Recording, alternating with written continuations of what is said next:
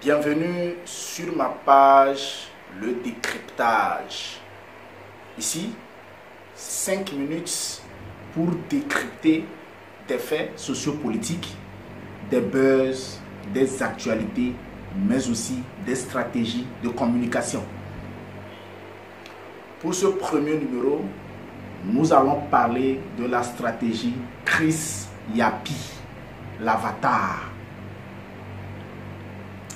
Il s'en faut d'un rien pour que la raison s'égare quand on a perdu ses repères. Repères que le peuple ivoirien est en train de perdre ou même a perdu.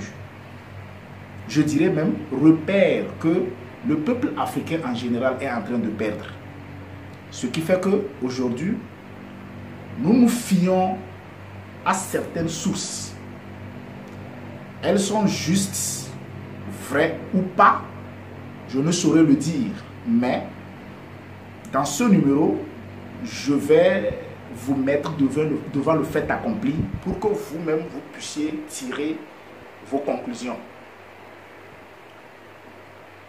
Oui, aujourd'hui, les gens ont perdu des repères. Les gens se sont déracinés de leur idéologie, de leurs convictions.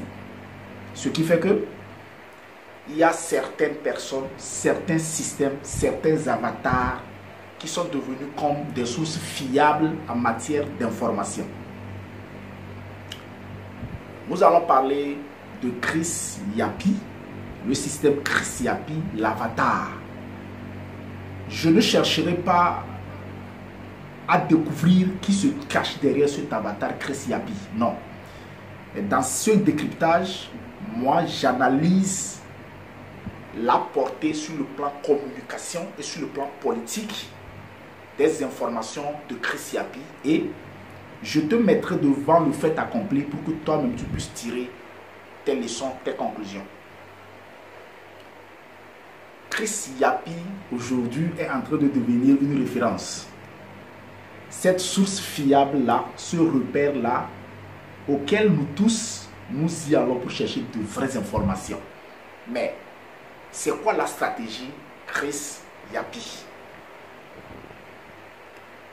En réalité, Chris Yapi, avec sa stratégie, est une stratégie de manipulation de la conscience collective et en violant la psychologie du bas peuple. Je sais que je serai traité de tous les noms, mais je ne cherche pas à prendre position pour l'un ou pour l'autre. Non, moi je fais une analyse subjective qui va découler sur une objectivité si vraiment, toi qui me suis, tu as l'honnêteté intellectuelle et la probité morale. Nous sommes en juillet 2020. Chris Yapi, sur ses plateformes, nous informe que la mort subite de Gon Coulibaly, le premier ministre ivoirien décédé, paix à son âme, n'est pas une mort anodine et il a même eu à nous branler les preuves disant que le défunt premier ministre, paix à son âme, Ahmed Bakayoko, en est pour responsable. Regarde sur ma page, tu verras cette information que Chris Yapi donnait sur ces plateformes-là. Il est même allé loin pour dire que sa mort était une mort mystique et que Ahmed Bakayoko, paix à son âme, lui aussi, avait les mains trempées dans cette maladie mystérieuse qui a conduit Gon Coulibaly à sa dernière demeure. Je dis et je répète, nous sommes le 8 juillet 2020. Aujourd'hui, nous sommes 10 mars 2021. Le destin a choisi ou bien a décidé de nous imposer de la douleur.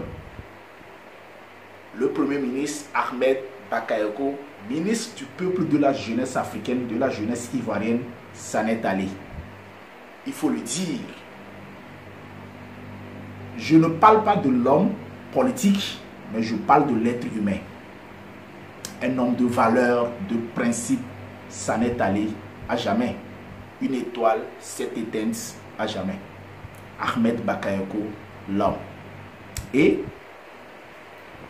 le même avatar, Chris Yapi, revient dire à la population que non, la mort de Gon Coulibaly, c'était Alassane Ouattara qui était à la base, parce qu'il a fait travailler tellement l'ex-premier ministre Gon Coulibaly qui était malade. Et de renchérir en nous disant qu'actuellement, la mort d'Ahmed Bakayoko, c'est Alassane Ouattara qui est toujours à la base de sa mort. Et nous brandir les preuves d'un empoisonnement. Une chose est sûre, c'est que une grande partie de la population ivoirienne, même africaine, croit en cela. Mais vous pouvez me faire confiance, ça s'appelle de la manipulation en communication et de la manipulation politique. Parce qu'on a l'impression, comme si Chris Yapi fait de la diversion. Il fait du diviser pour régner. Diviser les fils du Nord pour imposer un autre fils au Nord. Quel fils? Je ne saurais le dire. Suivez mon regard. Mais je dis, faut qu'à un moment donné, nous qui suivons ces informations, nous puissions être éveillés et comprendre quelque chose. Comment se fait-il qu'il y a de cela quelques mois, ce même avatar au nom de Chris Yapi nous faisait comprendre que c'est Ahmed Bakayoko qui était le monstre qui a tué Gon Coulibaly.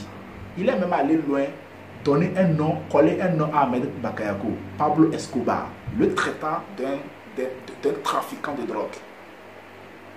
Et quelques mois plus tard, le même Chris Yapi revient peindre Ahmed Bakayoko à un ange et dire qu'Ahmed Bakayoko était un homme bien et que c'est Alassane qui a tué Ahmed Bakayoko et Gon Coulibaly. C'est de la diversion. Sur le plan communication, c'est une bêtise humaine. Ce n'est pas un repère. Ce n'est pas une source à laquelle il faut aller s'abreuver. Je suis dur dans mes propos. Ça va choquer, je sais. Mais c'est une réalité. Je suis un éveilleur de conscience. Cette page, le décryptage, est un mur qui est un asile psychiatrique à ciel ouvert où je guéris avec ma méthode anticonformiste. Je sais que ça va créer le choc. Certains vont me traiter de tous les noms. Et quand vous allez dormir, vous vous rendrez compte que j'ai dit la vérité. Il fait de la diversion. Ne croyez pas à ce repère-là. Ce n'est pas une source fiable. Il joue avec les émotions du bas peuple. Ça, c'est sur le plan communicationnel et sur le plan de l'information, de donneur d'information. Maintenant, est-ce qu'il faut blâmer cette stratégie sur le plan politique?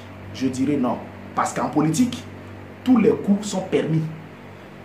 Ce système qui se cache derrière cet avatar du nom de Chris Yapi, si c'est leur méthode pour pouvoir s'imposer et avoir le palais présidentiel, quitte à eux. Et moi, je suis d'accord parce qu'en politique, tous les coups sont permis.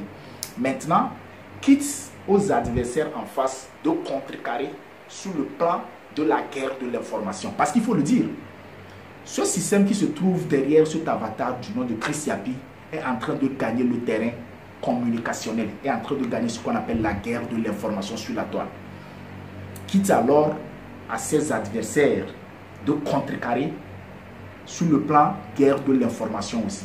Mais je répète, sur le plan communicationnel et source d'information, un repère auquel il faut s'agripper pour avoir des informations, Chris Yapi est un menteur, c'est un manipulateur. D'ailleurs même, quand